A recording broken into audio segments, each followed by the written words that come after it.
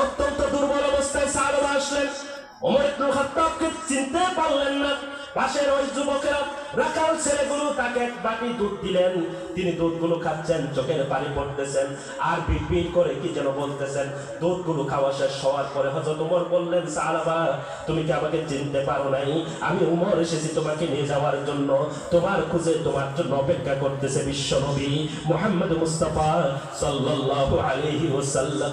সাহাবা বললেন, আপনাকে আমি চিনতে পেরেছি, আমি যাব না রাসূলের দরবারে।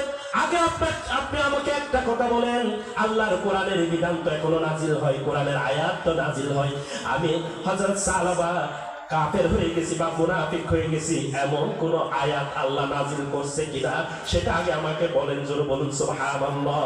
আমার ভাইরা, আমরা সমাজের ভিতরে কত অপরাধ করি, কত বড় বড় গুনাহ করি, আমাদের মধ্যে কোনো এহসাস নেই, অনুভূতি নাই।